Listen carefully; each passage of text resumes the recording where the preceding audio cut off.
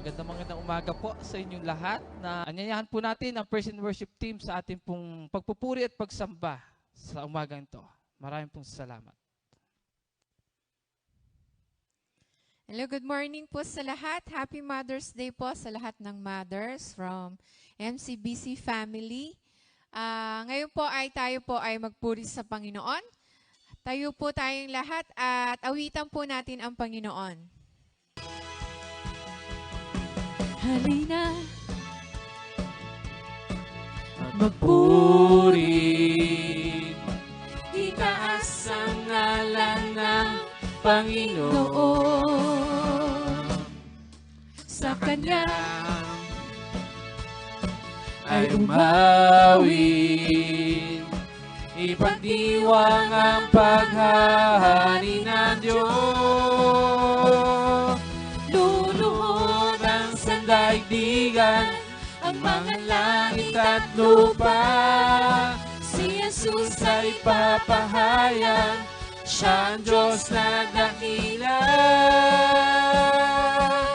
Isisigaw sa lahat ng dako, makinig ang mga nilalang. Kay Jesus tayo ay sumuko, at mapabilang sa kanyang kaharian. At mapabilang sa kanyang kaharian.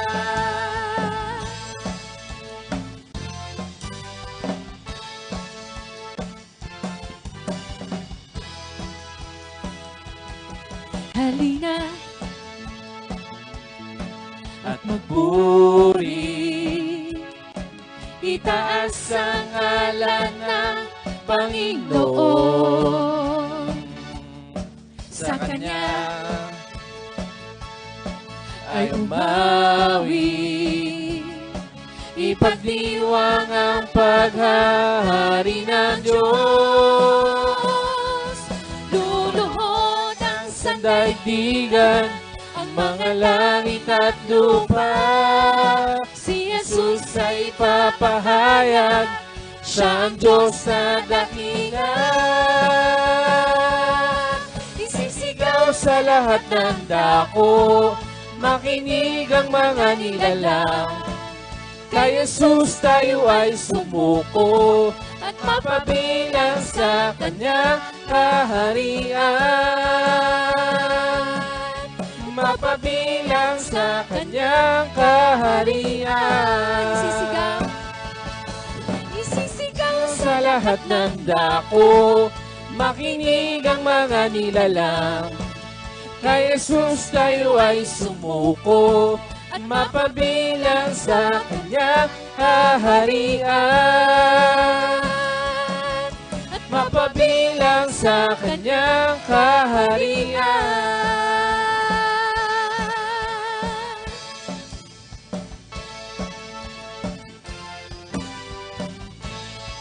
Amen.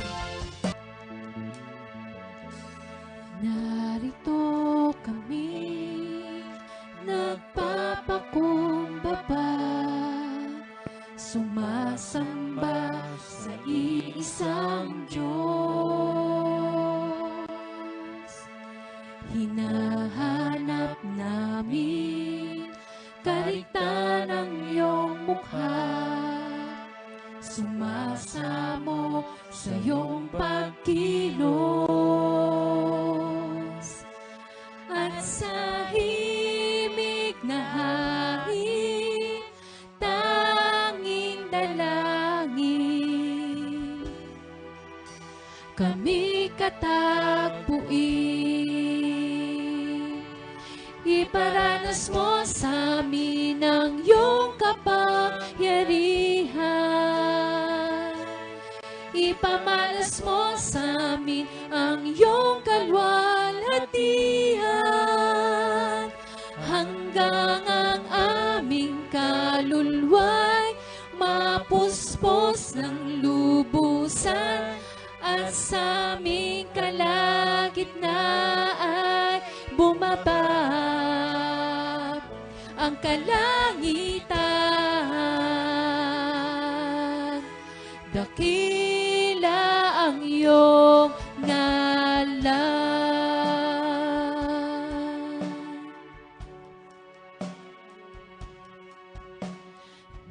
narito kami, nagpapakumbaba, sumasamba sa iisang Diyos. Hinahanap namin kariktan ng iyong mukha, sumasamo sa iyong pagkilos, at sa himig na hangin, tanging dalangin, kami katagpuin. Iparanas mo sa amin ang iyong kapangyarihan, ipamalas mo sa amin ang iyong kalwalhatian, hanggang ang aming kaluluwa'y mapuspos ng lubusan, at sa aming kalagitnaan bumaba ang kalangitan. Dakila ang iyong ngalan, iparanas mo sa amin ang iyong kapangyarihan, ipamalas mo sa amin ang iyong kalwalhatian, hanggang ang aming kaluluwa'y mapuspos ng lubusan, at sa aming kalagitnaan bumaba ang kalangitan. Dakila ang iyong ngalan, iparanas mo sa amin ang iyong kapangyarihan, ipamalas mo sa amin ang iyong kalwalhatian, hanggang ang aming kaluluwa'y mapuspos ng lubusan, at sa aming kalagitnaan bumaba ang kalangitan. Dakila ang iyong ngalan,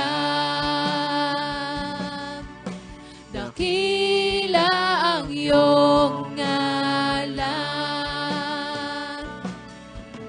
dakila ang iyong ngalan. Hallelujah, Lord. Katapatan mo, O Diyos, tunay at dakila. Ang pag-ibig mo'y wagas at walang kapantay. Sa aming puso, sa aming buhay, papurit pagsambay iaalay. Bukas, noon, ngayon, magpakailanman, luwalhatiin ka. Minsan pa po, katapatan mo, O Diyos. Katapatan mo, O Diyos, tunay at dakila.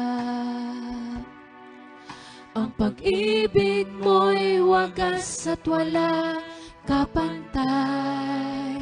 Sa aming puso, sa aming buhay,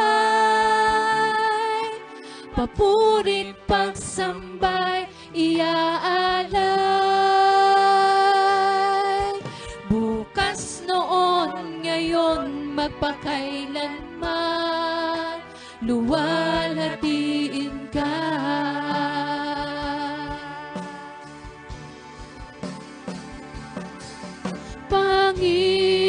Panginoon, kay buti mo sa akin. Ikaw lamang ang tangi ko,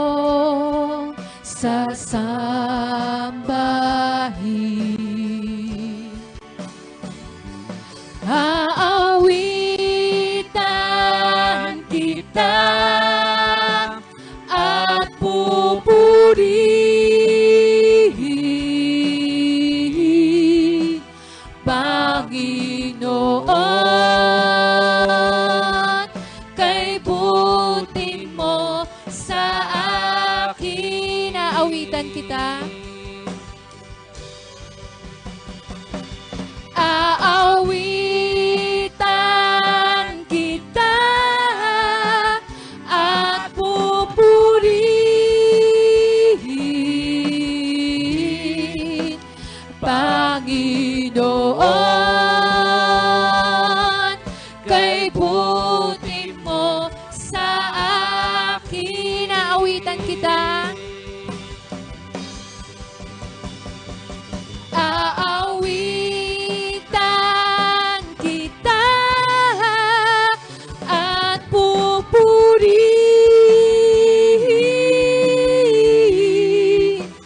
Panginoon, kay buti mo sa akin. Panginoon, kay buti mo sa akin.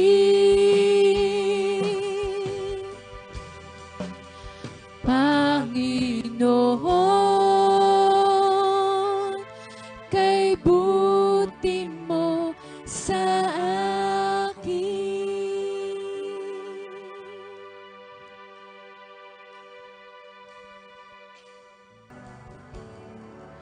Nung una pa lang, ako ay inibig mo. Binigay mong lahat, mahanap mo lang ako.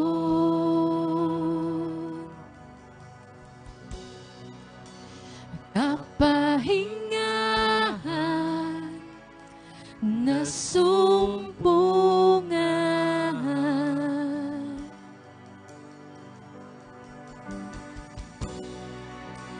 at kagalakan, kalakasan, natagpuan.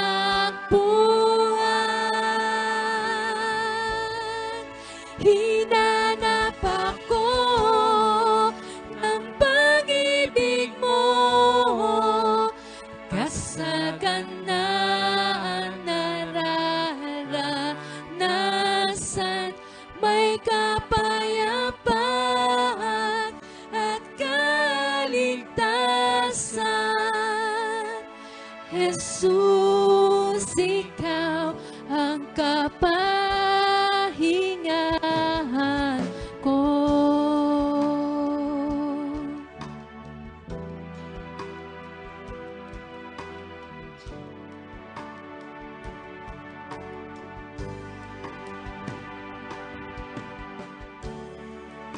Inalay ang buhay, pag-ibig na tunay,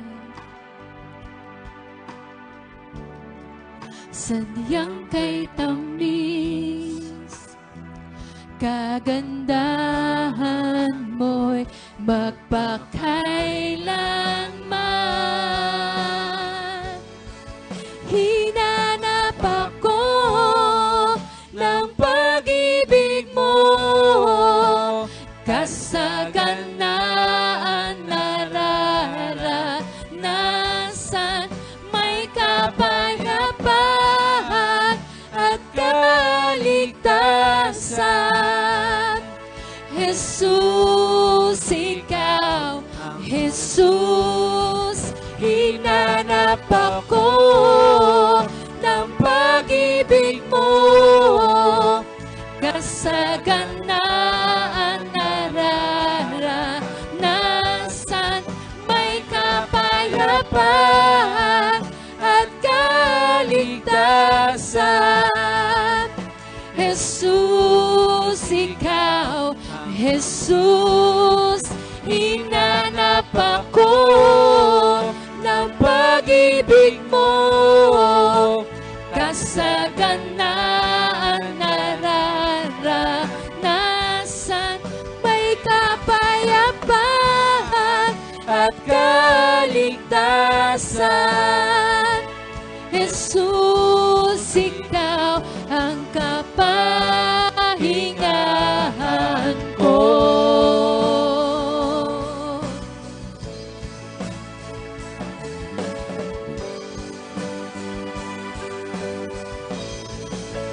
Para sa'yo ang awit ko, para sa'yo ang tinig ko, para lang sa'yo iniaalay ang buhay ko.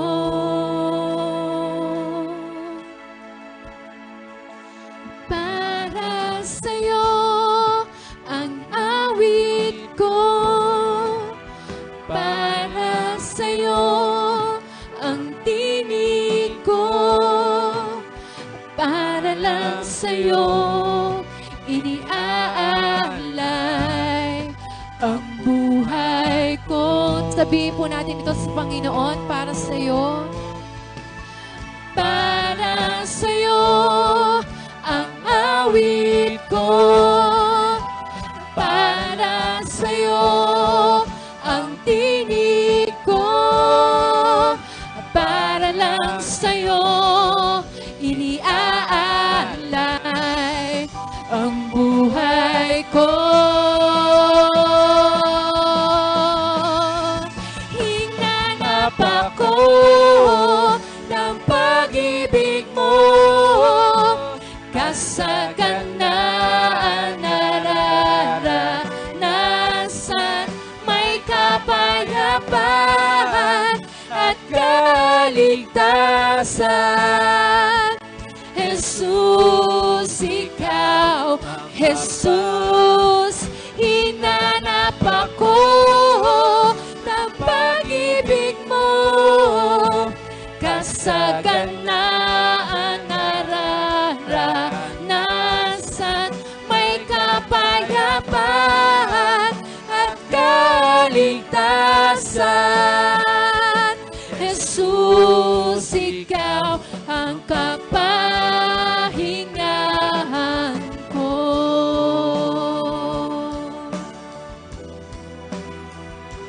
Jesus, ikaw ang kapahingahan ko.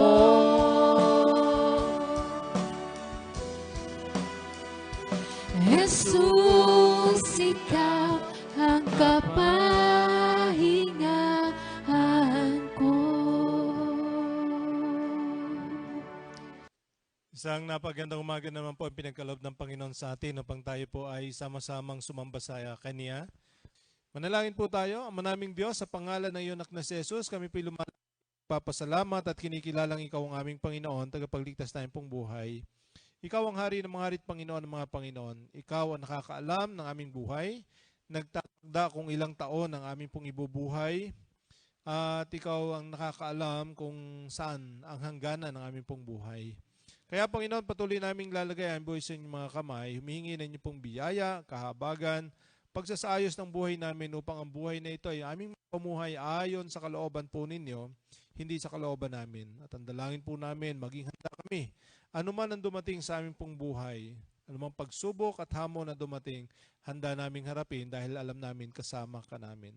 Sa oras na ito, dalangin po namin ang inyong pong pagsama, pagtuturo, pangunguna, at pagpapaunawa ng buhay upang sa gayon, Panginoon, habang kami nabubuhay, mamumuhay kami ayon sa kalooban po ninyo. Panginoon, maging sa aming pong selebrasyon ng Mother's Day, dalangin po namin, Panginoon, mangungusap po kayo at maparangalan ng mga nanay at ma-appreciate nila, Panginoon, ang kanilang role dito sa mundo kung bakit nyo sila nilikha bilang mga nanay. Panginoon, makita nila ng napakahalagang bahagi nila na gagampanan dito po sa aming pong mundo. At kung wala po sila ay malaking problema po yan. Kaya Panginoon, sa oras na ito, mangusap po kayo, lalo na po sa mga nanay upang sa gayon makita nila kung gaanong kalaki at kahalaga sila dito po sa iyo pong plano sa aming pong daigdig. Salamat po Panginoon. Ito po aming panalangin sa pangalan ni Jesus. Amen. Okay, so dahil Mother's Day po, binabati po ako ng Happy Mother's Day sa lahat, lalo na po sa nanay ko. Nais ko pong talakayin sa umagang ito ay tungkol ho sa mga nanay.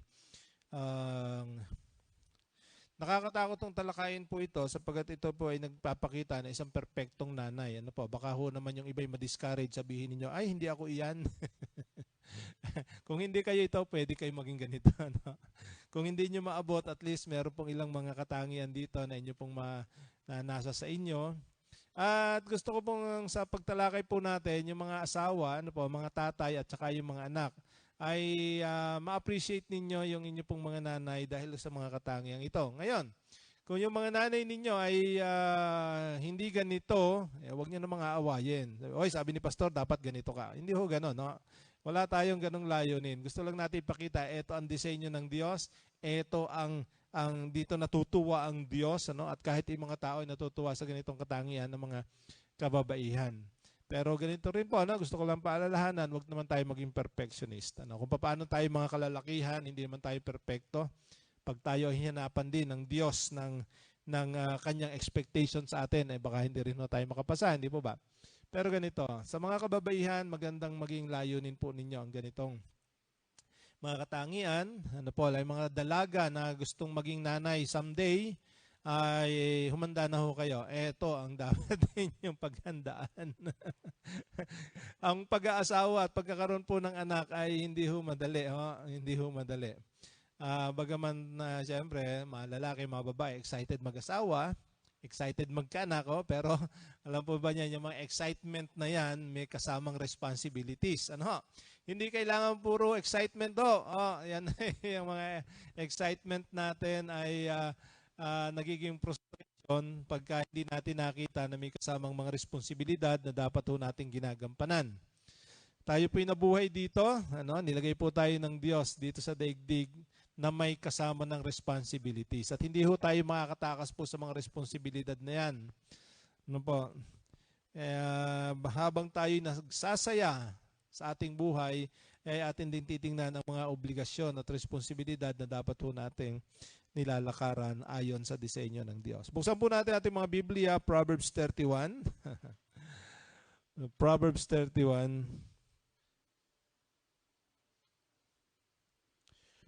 Verses 10 to 31. Wow, mahaba po ito. No? Chapter 31, Proverbs 31, 10 to 31. Kauliang chapter po ito ng Kawikaan, kaya madali po itong hanapin. At madali din po natin itong ma-familiarize. Kung hindi man natin ma-memorize, at least ma-familiarize para lagi pong iisipin. Babasahin ko po. Proverbs 31, 10 to 31. Who can find a virtuous wife? For her worth is far rubies. The heart of her husband safely trusts her, so he will have no lack of gain. She does him good and not evil all the days of her life. She seeks wool and flax and willingly works with her hands. She is like a merchant ship. She brings her food from afar.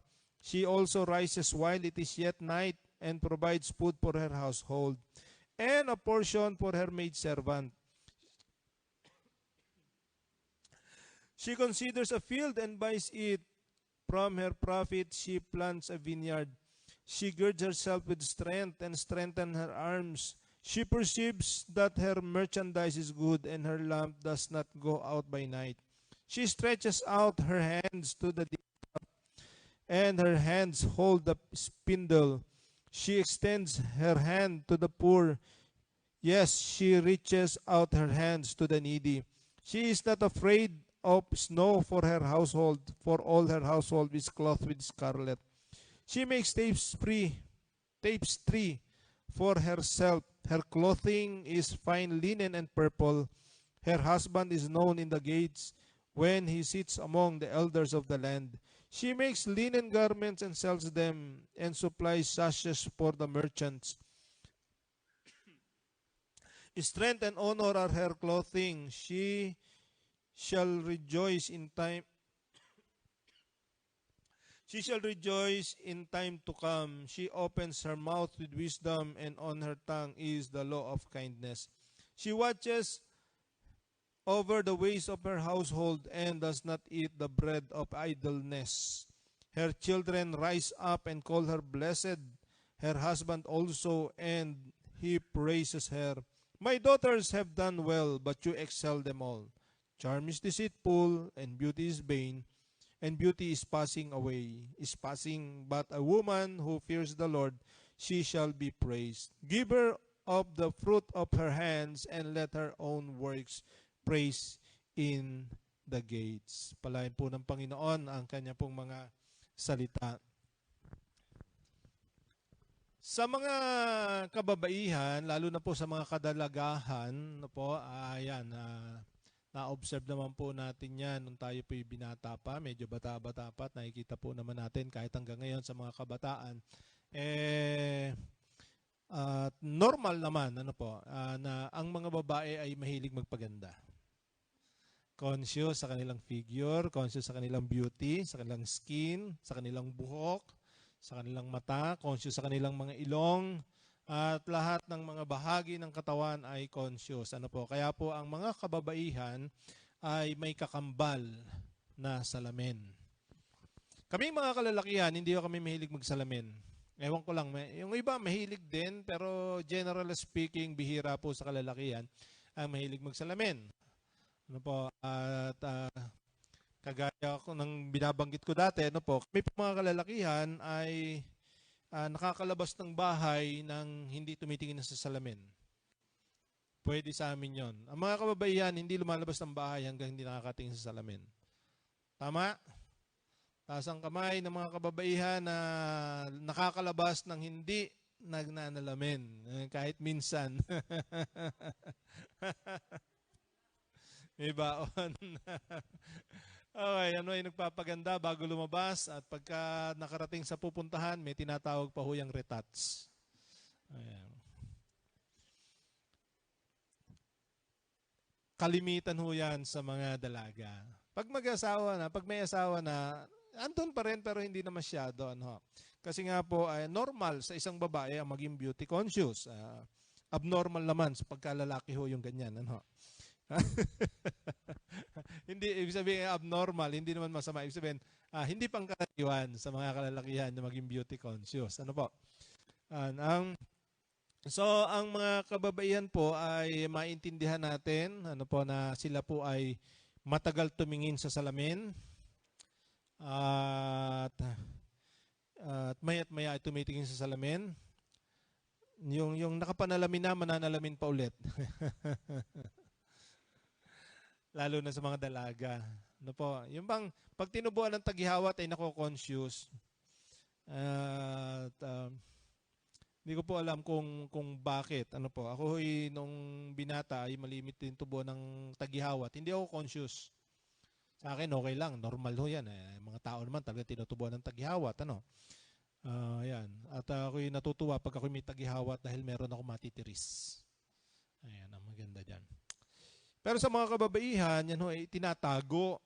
Kaya ako yung nagtataka nung ako po high school, mga kaklase ko may taghihawat. Abay, nagtatakip ng mukha. Ano ba nagtatakip ng mukha? Taghihawat naman normal. Normal ho yan. Ewan ko lang, meron siguro mga kalalakihan na masyadong pinapansin at na-turn off siguro pag ang babae may taghihawat. Ako hindi na-turn off. Kasi nga, normal. Mga bagay na normal, wala kang magawa dyan. Talaga naandyan yan. Anyway, isang bagay na dapat nating makita na ang buhay ng isang dalaga ay iba sa buhay ng isang may asawa. Kung papaanong sa lalaki ay ganun din, sa babae din ay hindi. Bakit? Sapagkat yan po ay nagkakaroon na ng maraming responsibilidad, nagbabago na din yung mga hormones nila, at mas nakafocus na sila sa mga responsibilities sana kaysa doon sa buhay dalaga na ang main focus ng buhay ay nasa kasiyahan. Tama po ba yan? Naobserbahan ko ho yan sa mga manok. Diba? Ang mga manok, habang dalaga pa yan, kain ng kain. Tuka ng tuka, kay ng kain. Sige, kain. Pagka ho yan nagkaroon na ng sisiw, nag-iiba ugali. Ang bagsik. Tapang. Bakit? Pinoproteksyonan niya yung kanyang mga anak. Yan. Napansin ko rin sa mga manok, pagka may sisiw na, yung pagkain, tutukain niya, iluluwa niya, ibibigay doon sa kanyang anak. Di ba? Nung yan ay dalaga pa, wala pa siyang sisiw, lahat ng tinuka niya, lulunukin niya niyan. Pero pag magsisiw na, pagtuka niya, iluluwa niya, ipinapakita niya doon sa kanyang mga anak, ito ang tamang pagkain. Yan. Kaya yung iniluwa ng inahin, tutukain niya ng kanyang anak.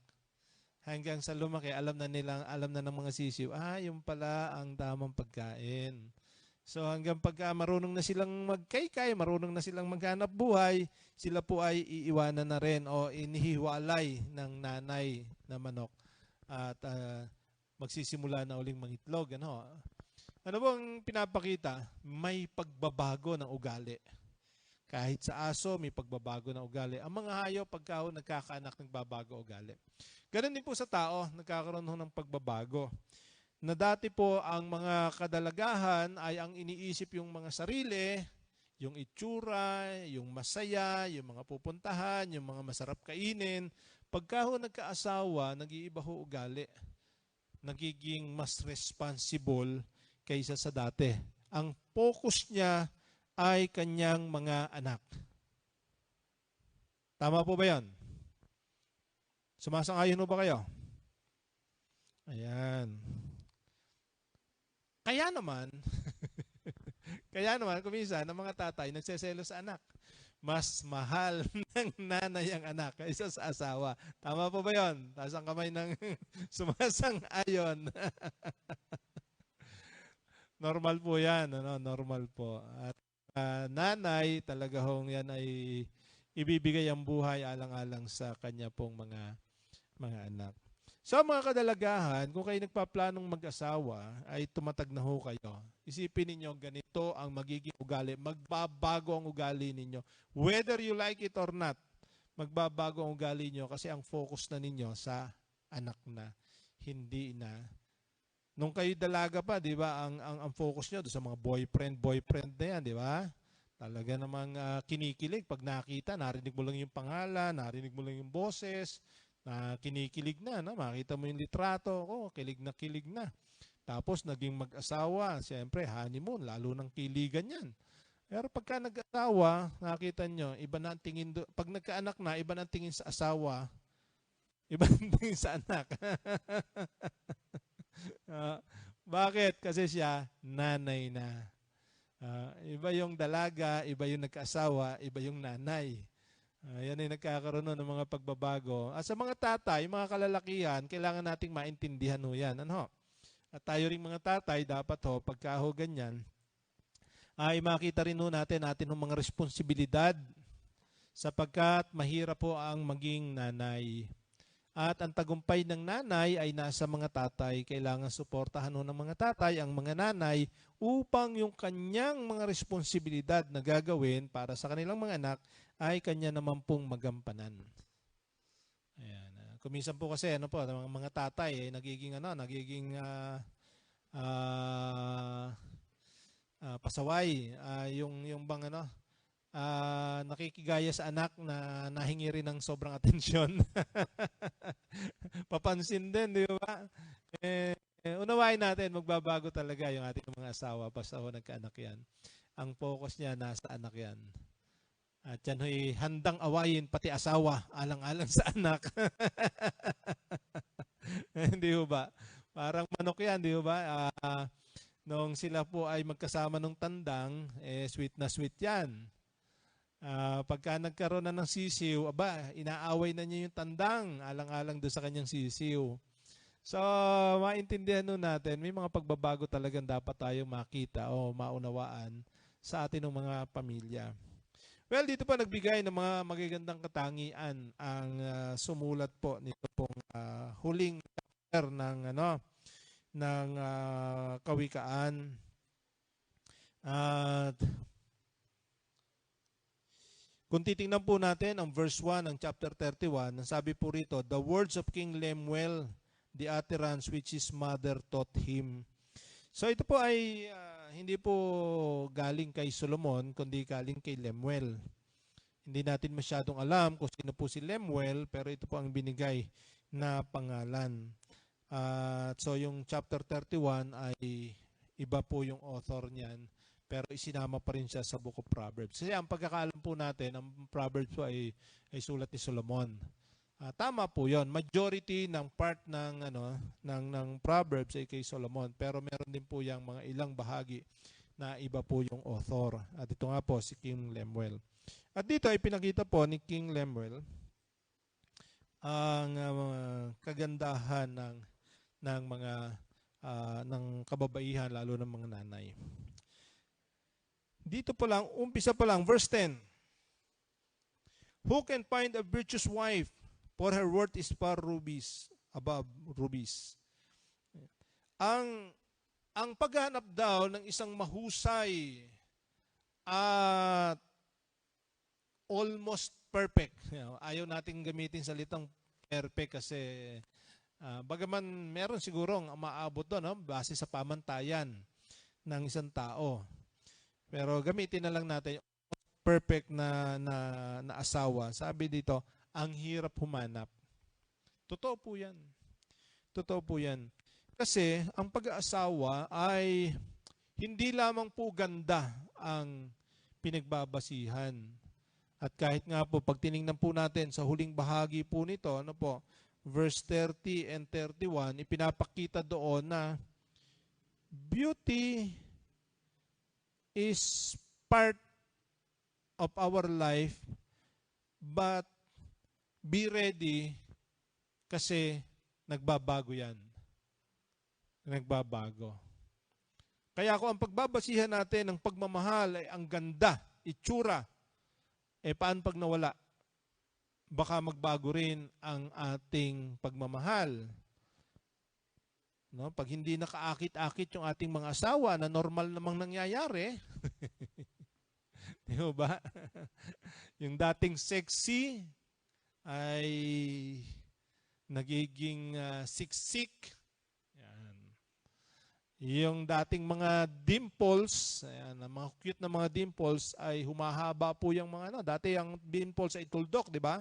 Habang tumatagal, humahaba po yan. Nagiging pilegis po yan. Ano ho?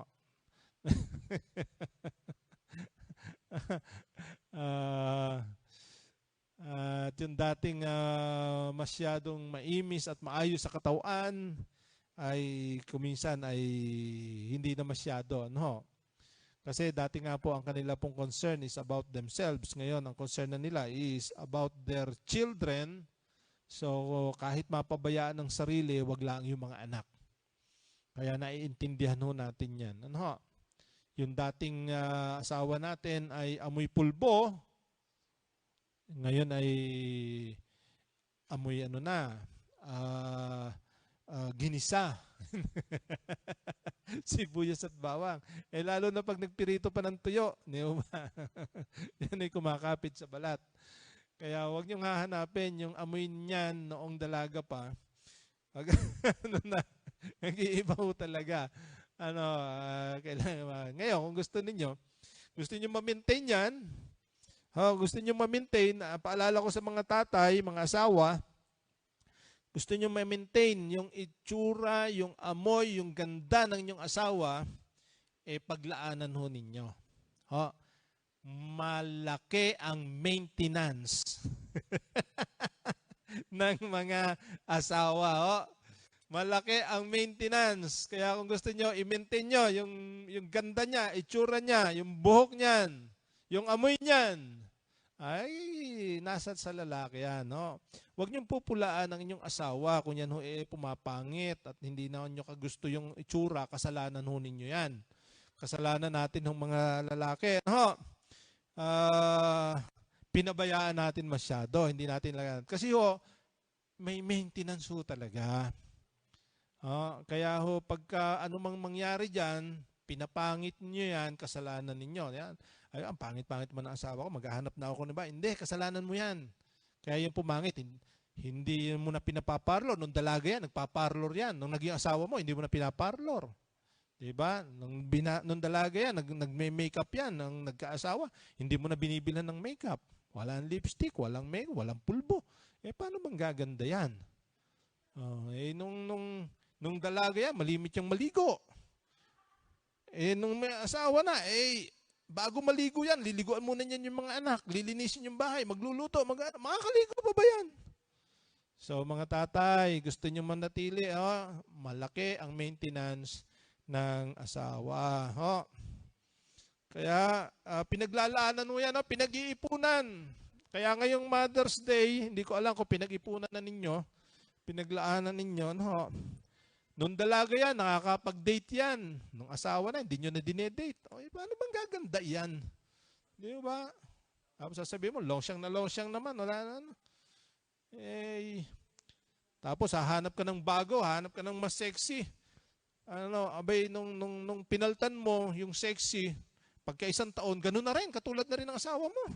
Anong gagawin? Papaltan mo uli. Hindi, kailangan talaga may maintenance. May maintenance. Bagaman dito, ang napakaganda dito sa mga katangian ito, pinapakita po rito ang gagandang katangian ng isang asawang babae. Kaya lang may danger. May danger. Kapag ganito kahusay ang asawang babae, ang lalaki pwede na magtamad. Pwede na walang gawin. Bakit? Yung babae daw, siya raw naghahanda ng mga damit. Mga anak, ito damit niya. Yung daw babae, siya daw maagang gumising, nagluluto, nag-ayos, nagpe-prepare everything. Itong babae, naghahanap buhay. Itong babae, namimili ng lupa. Itong babae, nag-uuwi ng kayamanan sa bahay. Nag-aasikaso, everything ginagawa ng babae. Anong gagawin ng lalaki? Di ba? Pero tingnan nun ninyo. Kayang gawin ito ng babae kung ang lalaki ay supportive. Pinagtutulungan po yan. Kasi kung babae lahat ang gagawa niyan, titiyakin ko sa inyo, hindi tatagal yan. Hindi tatagal. Parang piyesa ng sasakyan, madaling kakatok. Yan. At madaling malolos yan. Kaya nga sabi ko, kung gusto nyong ma-maintain yan, may maintenance. Kaya nga maintenance di ba? Para ma-maintain. Kung paano mo yan pinakasalan ng dalaga pa at gusto mong i-maintain, maghanda ka ng pang-maintenance. Wag mong pilitin na yan ay manatiling itsurang dalaga nang walang maintenance. Di ba? Yung hindi mo pinakakain ng ayos, di mamamay at magugutom yan. Madaling tatanda. Ang daming iniisip, ang daming problema. Di mangungulubot talaga ang mukha niyan. Lagi nakasimangot yan kaiisip, mapupuyat yan, kulang sa pahinga. So, may maintenance. Mga tatay, ihanda natin ating sarili doon sa atin ng mga asawa. Mga binata, kayo'y mag-aasawa, maghanda kayo ng pang-maintenance sa asawa ninyo. Lalo na, kukuha kayo ng sobrang gandang babae. Naku, mas mataas ang maintenance niyan. Totoo, mas mataas ang maintenance.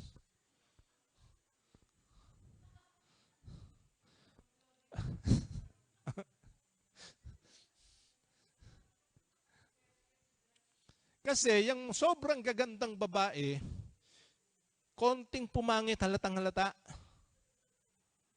Konting pumangit, halatang halata. Kumuha ka ng hindi masyado. Di ba? Ang ganda ng payo niya, ni Andrew E. Humanap ka ng, ayan. Di ba? Alam niya yung kanta ni Andrew E, may wisdom yon. May wisdom. Totoo yon. Wala kang kakaba-kaba, wala kang pagseselosan.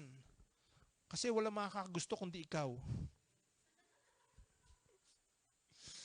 Diba? Wala kang sakit ng ulo dyan. Pag pinabayaan mo, hindi halata. Pag yan ipumangit, dati na yon. Pero yung maganda, konting pumangit yan, halatang halata.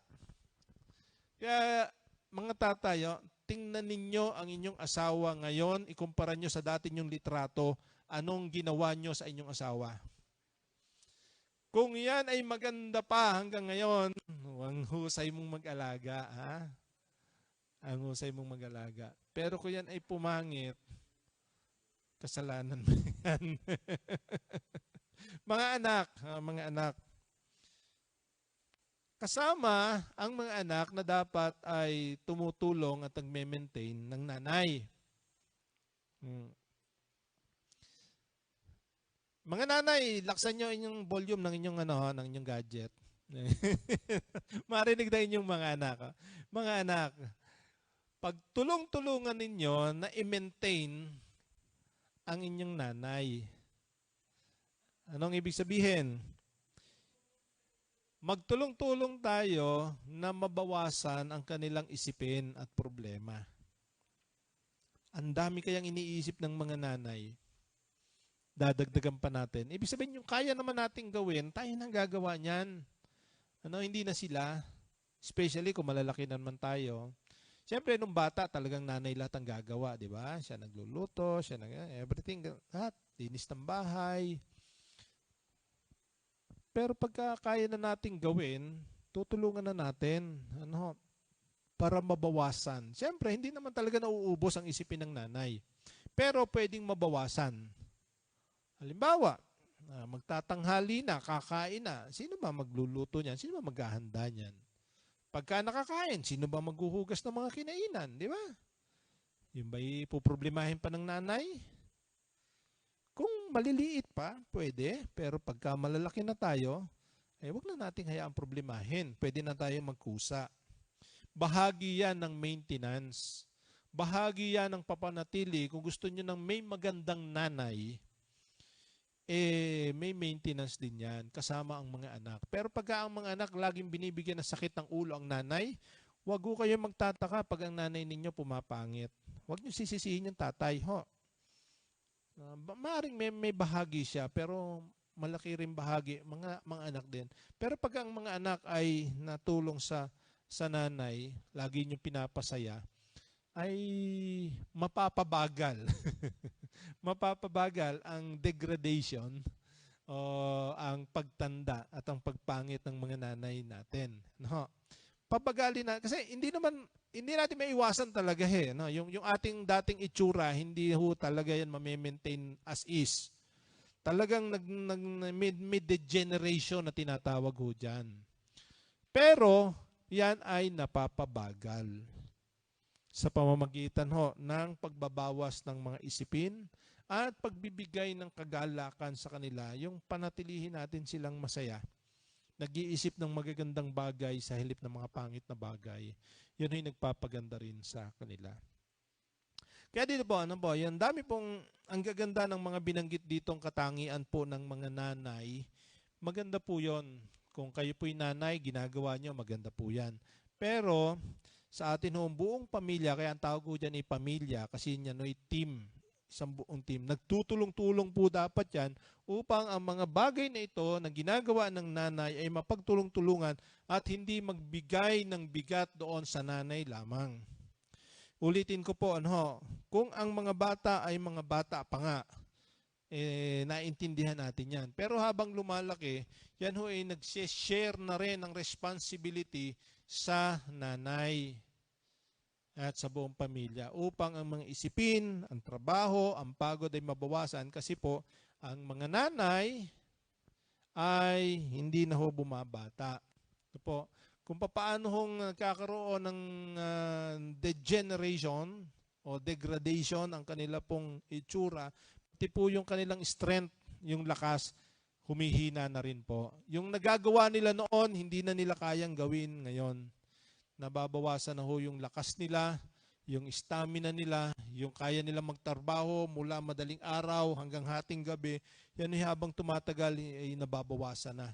Paigsi na ng paigsi yung kakayanan ng kanilang lakas kung hanggang saan ito tatagal. Kaya kailangan po ay ang teamwork ng isang pamilya upang sa ganon ang mga nanay ay mabawasan naman. Hindi lamang ng isipin, kundi ng gawain. Ano po? Kailangan nababawasan ang kanilang isipin at ang kanilang gawain upang habang sila'y tumatanda ay nagiging mas relax na ang kanilang buhay. Yung bang dinadala natin sila doon sa parang sila ay naandun na sa retirement. Alam mo ba yung retirement? Yung retirement po kasi isang programa po yan kung saan ay matapos ang isang tao na nagtrabaho, pwedeng sa gobyerno o sa isang pribadong organisasyon o kumpanya, matapos siyang magtrabaho ng mahabang panahon, papasok siya doon sa stage ng retirement kung saan ay aanihin niya yung lahat ng mga pinaghirapan niya. Yung bang magiging relax na siya at sinusuportahan na ng kumpanya o ng gobyerno base doon sa kanyang naging paglilingkod. Ganon din po sa pamilya. Kailangan po ang mga nanay ay makaabot doon sa tinatawag nating retirement kung saan ay ang mga anak na ang siyang sumusuporta doon sa kanila pong mga nanay. Bakit? Kasi noong tayo'y maliliit pa, sila lahat nagpo-provide. Ano? Sila nagpo-provide. Ang mga nanay po, ito yung napakahuhusay. Sila ho ang mahusay na nurse. Hindi nag-aral ng nurse yan, pero sila ho nurse. Yan po pinakamahuhusay na doktor. Hindi nag-aral ng doktor, pero ang galing. Lahat ng sakit ng anak, ginagamot. At yan ho yung mga nagpupuyat. Pagka may sakit yung anak, naranasan ko ho yan sa nanay ko. Pagka ako'y napakilimit ng lagnatin, talaga hong pag sinabi ng doktor na ganitong oras ay iinom ng gamot, nako, talagang gigisingin na ako, hating gabi, madaling araw, papakainin ako, susubuan ako ng kanin na may sabaw, na may asukal, bago ako painumin ng gamot. Hindi ako papainumin ng gamot ng walang laman ng tiyan. Yung mga antok ka na, gusto mo matulog. Gigisingin ka at papainumin ka ng gamot. Yung magigising ka ng hating gabi, pupunasan ka na gusto matulog. Ang hirap, pero kailangan. Akala natin tayo lang ang nahihirapan, pero lalo sila kasi sila yung napupuyat, sila yung nag-iisip. Naranasan ko po sa nanay ko po yan. Kaya po appreciate ko po. Ang nanay ko rin po, gaya ng sinabi po rito, Verse 16, she considers a field and buys it. Yan, napakahilig kong bumili ng lupa ng nanay ko. Yan ho, lagi nilang pinag-uusapan ng aking tatay. Every time magkakaroon ho ng pera, yan ho ang pag-uusapan nila, alin lupa ang bibilhin natin. Pag nakarinig yan ng binebentang lupa, mag-uusap po yung mag-asawa, titingnan kung kaya. Kung kayang hulugan, kung kayang ikas, kung ano man. Kasi gustong-gusto nilang bumibili po ng lupa. Kaya ho naman, ay enjoy naman namin. At enjoy din po namin pong mga anak, yung kanilang mga desisyon na nakapagpundar. Siyempre, bukod doon sa kanilang minana, marami rin po silang naipundar. Diyan din po ang isang bagay na gusto ko sana, makapundar din para po naman sa mga anak ko at kung magkakaapo, sana nga ay ganun din. So, nakikita natin yung magiging responsible ng mga nanay. Ang dami nilang mga ginagawa nung dalaga pa, iniwan nila doon alang-alang sa mga anak. Dami-dami lang mga sakripisyong ginagawa alang-alang sa mga anak. Tanong, ano naman kaya isusukli ng mga anak? Di ba? Tayong mga anak, panahon na upang tayo naman na maglingkod sa kanila. Pasayahin natin, wag na natin bigyan ng sama ng loob. Gawan na natin ng paraan. Kung ano magpapasaya sa kanila, gawin na po natin. Sa panahon po ngayon, mga anak, ay isipin ninyo, ano ang love language ng inyong nanay? Kung gusto niyo mapasaya sila, alamin ninyo yung kanilang love language. Love language. Ano ibig sabihin?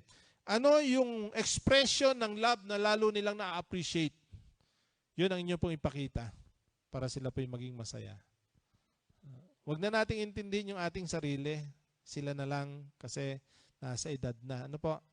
Nasa edad na sila at kaya naman natin. Suklian na yon So mga anak, gusto nyo humaba ang buhay ng inyong mga nanay, bawasan natin ang kanilang isipin. Pangalawa, dagdagan natin ang kagalakan. Di ba? Maging maingat lang tayo, no, doon sa mga surprise natin. Yan ng mga nanay, lalo na pag umiidad, lalo na yung mga lola, ay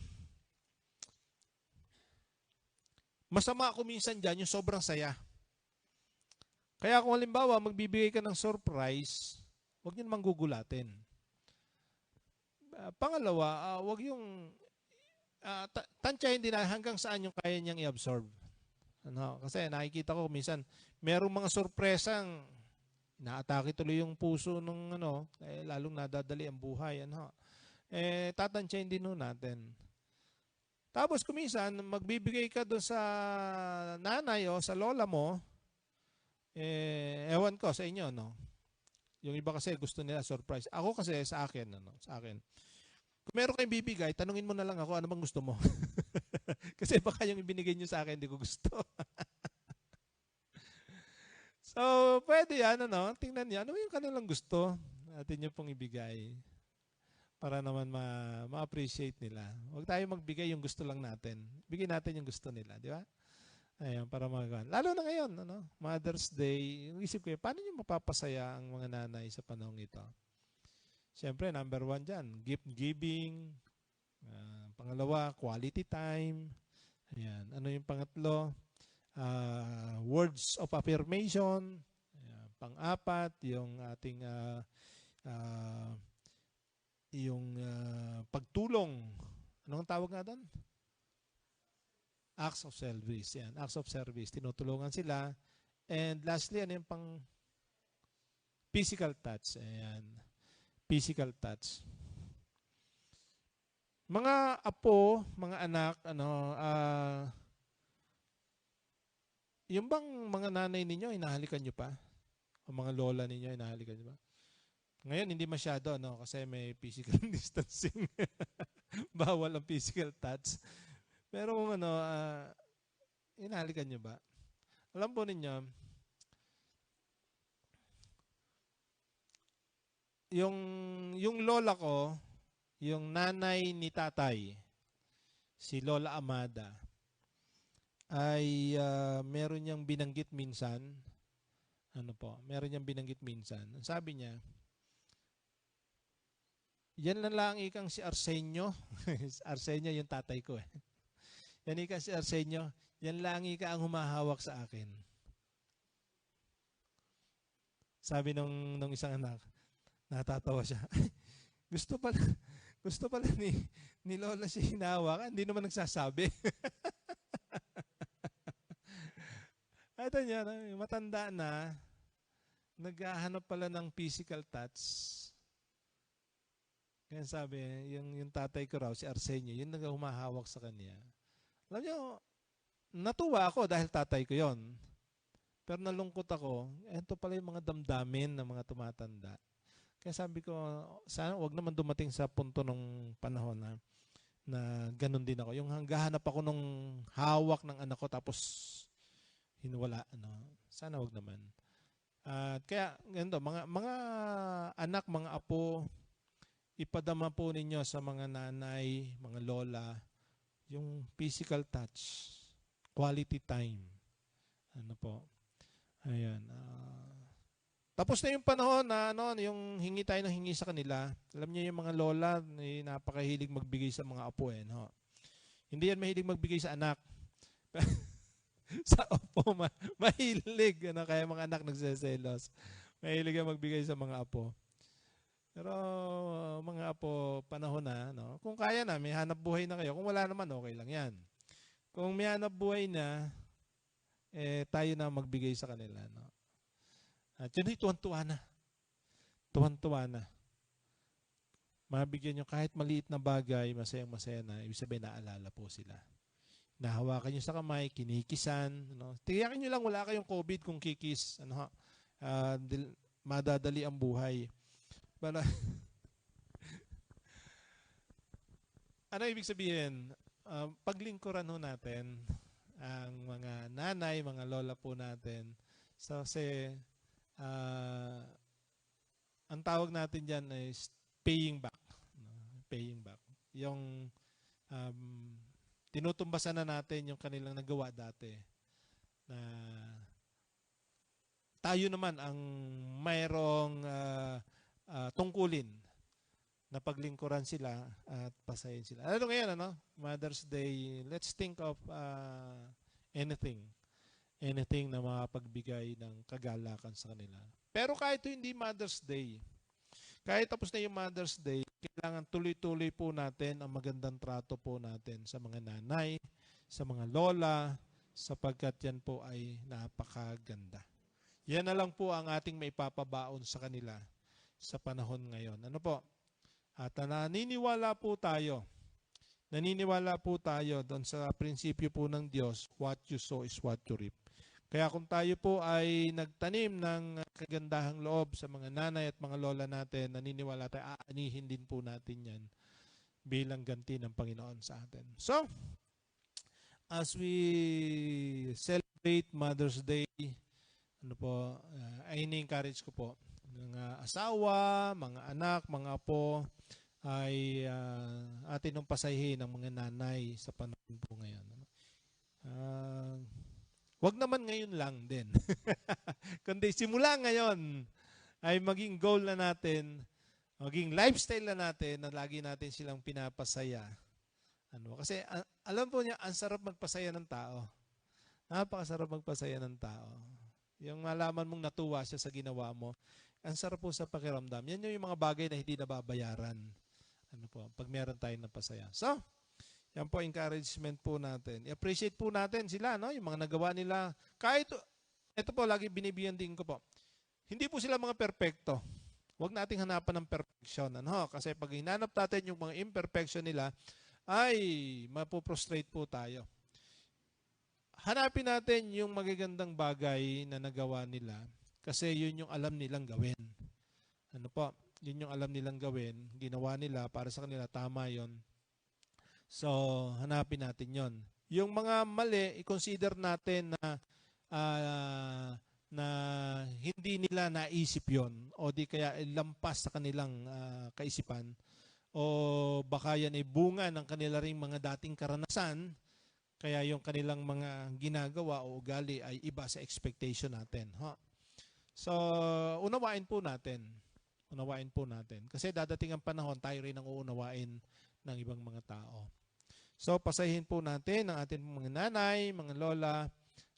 Sabi ko nga po, hindi lang po ngayon, kundi sa bawat araw, kundi simula ngayon hanggang sa kunin ng Panginoon sila. Ikaw na po natin. Atin ang maging goal na sila ho'y pasayahin. At naniniwala po tayo, ang Diyos po ay nakikita po yan, meron siyang magandang reward po sa atin. Sooner or later, makikita po natin yan. At yan po yung nakita ko rin po. Yan, kung paano yung sinasabi po ni Lola na yan si Arsenio, yan lang ang humahawak sa akin.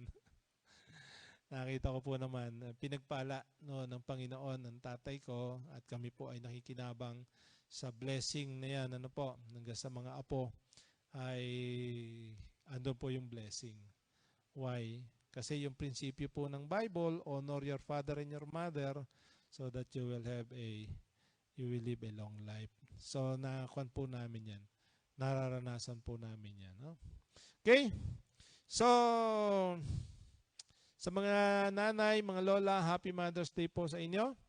At umaasa po tayo na pagpapalain kayo ng Panginoon sa lahat ng inyo pong ginagawa.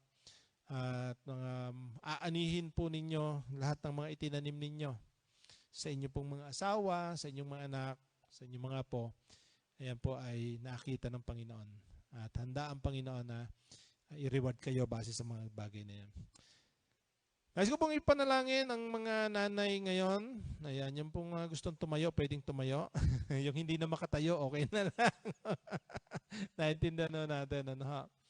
So tayo po ay manalangin. I want to pray for you and I want to bless yung mga nanay po natin. Sige po, tayo po ay manalangin. Maraming Diyos, maraming salamat po sa mga nanay na napakaraming mga sakripisyong ginawa sa aming pong buhay.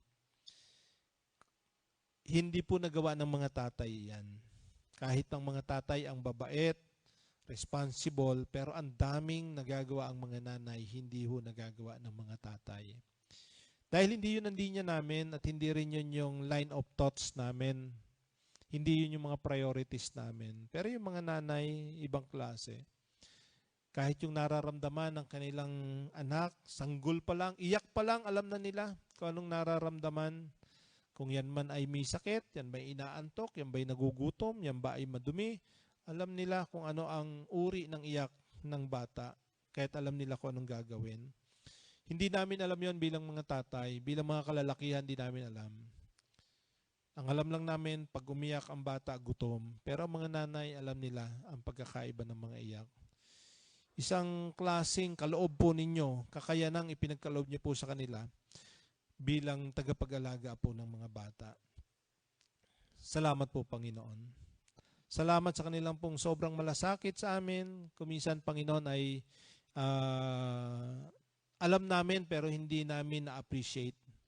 Alam namin pero hindi namin pinasasalamatan sila. Nagdadamdam, nalulungkot. Akala nila hindi namin napansin yon.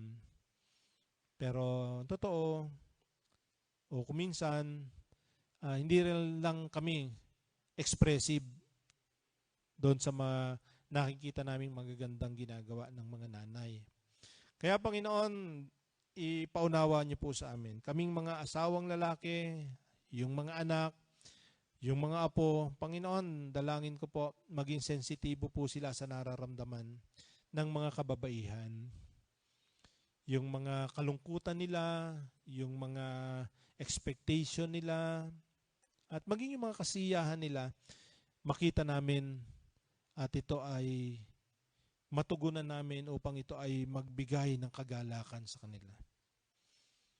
Lalo na sa mga panahon na sila po ay mahihina na, hindi na kaya maghanap buhay, gusto pa rin nilang magbigay.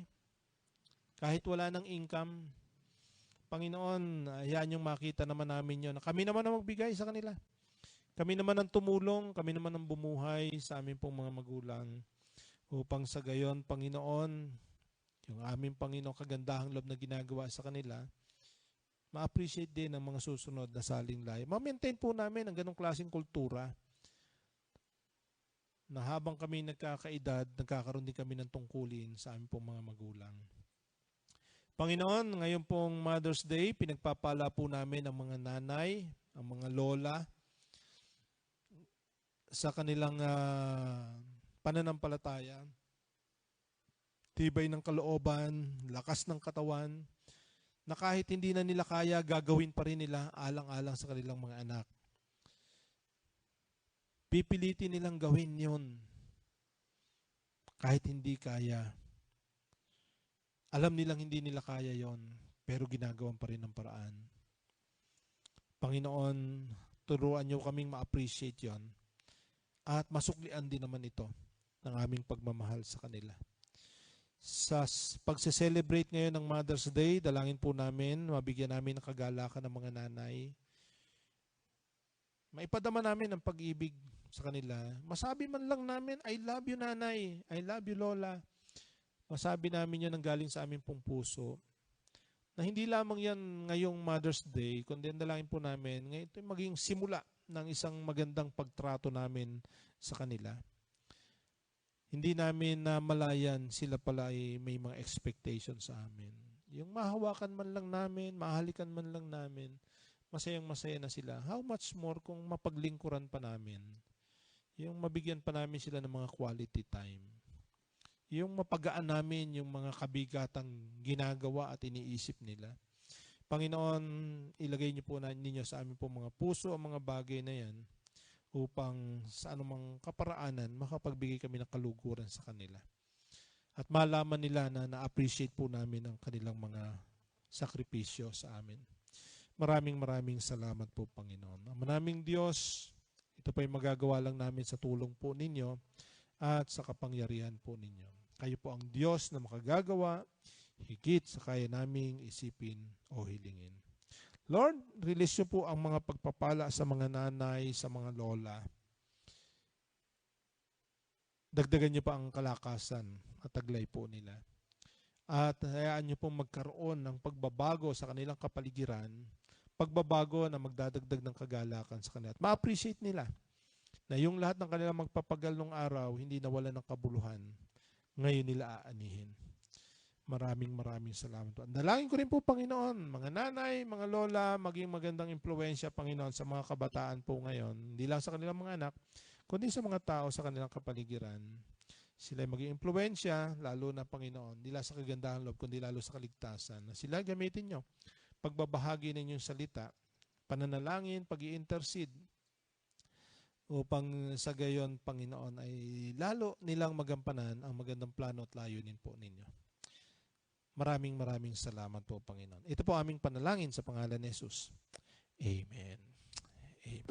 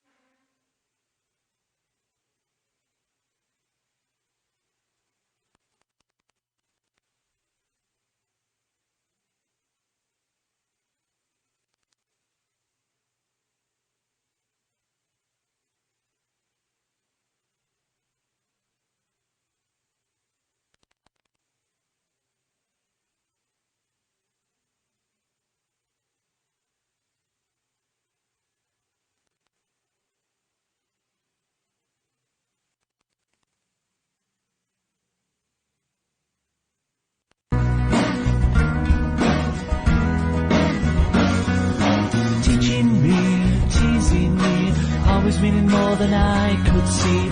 Library books piled high. Fearsome temper if I told a lie.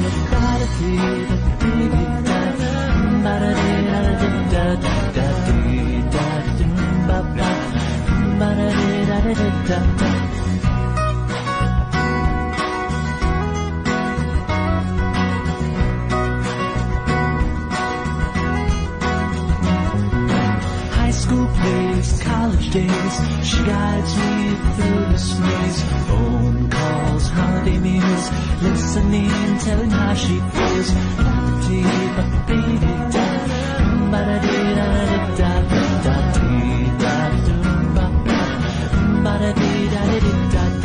She cries through my life, a word, a glance, or sometimes silence. What would be my life if she hadn't shown the way?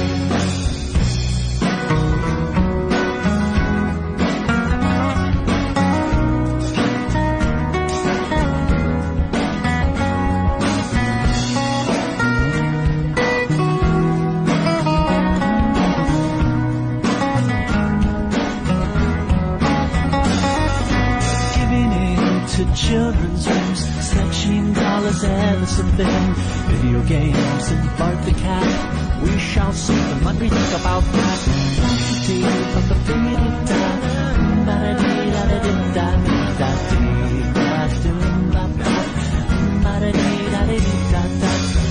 say that she's perfect, it's not to say that life's always been kind. Say that of all our